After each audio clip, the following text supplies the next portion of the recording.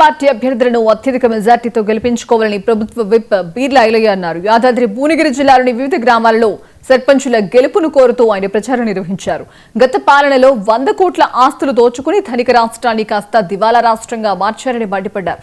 అందుకే ప్రజలు కాంగ్రెస్ పార్టీకి పట్టం కట్టారని అన్నారు.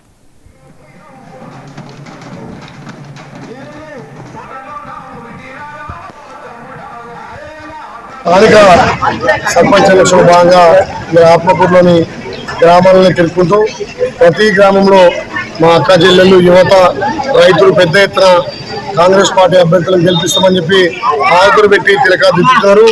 ఏ గ్రామం పైన గత 10 ఏళ్ల పాలనకు ఈ 2 సంవత్సరాల పాలనకు చాలా తేడా ఉంది. గత మిగులు రాష్ట్రంలో కానని పనులు ఇవాళ అప్పుల రాష్ట్రమైన గౌరవ ముఖ్యమంత్రి రేవంత్ రెడ్డి గారి నేతృత్వంలో ఇవాళ రైతన్నలు సంతోషంగా ఉన్నారు. రైతులకు రుణమాఫీ, రైతు భరోసా, రైతులకు ఇన్పుట్ సబ్సిడీ, రైతులు పండించే ధాన్యాన్ని కొనుగోలు చేసే 3 రోజులనే మా రైతుల ఖాతాలో పడుతున్నాయని చెప్పి రైతులు సంతోషం వ్యక్తం చేస్తున్నారు. అదేవిధంగా మహిళలు గ్రామాన తండోపతండాలుగా గత ప్రభుత్వం మాకు వడ్డీ లేని ఎగ్గొడితే గౌరవ ముఖ్యమంత్రి రేవంత్ రెడ్డి గారు ఇప్పటికీ 3 దఫాలు మాకు వడ్డీ లేని రుణాలు ఇచ్చిండు. మా మహిళా సంఘాలను బలోపేతం చేసి 1 కోటి మంది మహిళలు కోటీశ్వర లక్ష్యంతో ఈ ప్రభుత్వం ముందుకు పోతుంది. కాబట్టి మేము మహిళలందరూ కూడా